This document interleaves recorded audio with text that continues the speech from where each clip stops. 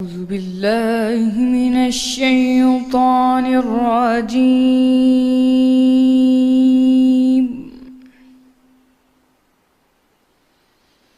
بسم الله الرحمن الرحيم.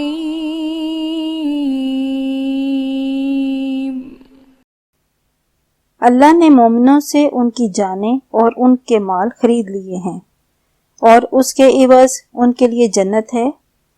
یہ لوگ اللہ کی راہ میں لڑتے ہیں تو مارتے بھی ہیں اور مارے جاتے بھی ہیں۔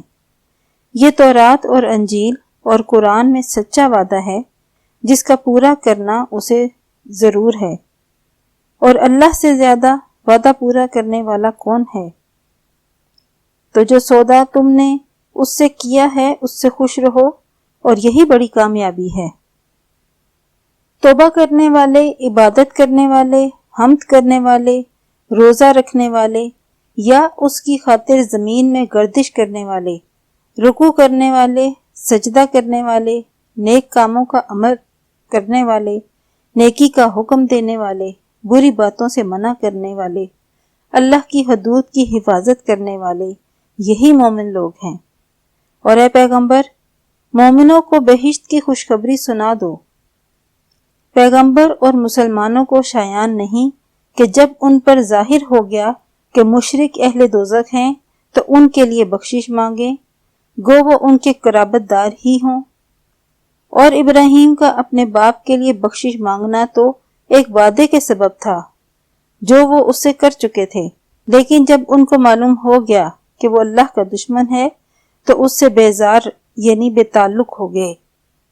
کچھ شک نہیں کہ ابراہیم بڑے نرم دل اور متحمل یا بردبار تھے، اور اللہ ایسا نہیں کہ کسی قوم کو ہدایت دینے کے بعد گمراہ کر دے جب تک ان کو وہ چیز نہ بتا دے جس سے وہ پرہیز کریں۔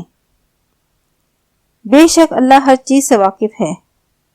اللہ ہی ہے جس کے لیے آسمانوں اور زمین کی بادشاہت ہے، وہی زندگانی بخشتا ہے اور وہی موت دیتا ہے، اور اللہ کے سوا تمہارا کوئی دوست اور مددگار نہیں ہے۔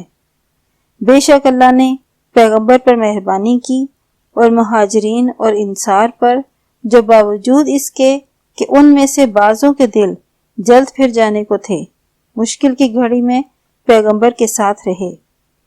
پھر اللہ نے ان پر مہربانی فرمائی، بے شک وہ ان پر نہایت شفقت کرنے والا اور مہربان ہے۔ اور ان تینوں پر بھی جن کا معاملہ ملتوی کیا گیا تھا، یہاں تک کہ جب زمین باوجود فراخی کے ان پر تنگ ہو گئی اور ان کی جانیں بھی ان پر دوبر ہو گئیں، اور انہوں نے جان لیا کہ اللہ کے ہاتھ سے خود اس کے سوا کوئی پناہ نہیں، پھر اللہ نے ان پر مہربانی کی تاکہ توبہ قبول کریں۔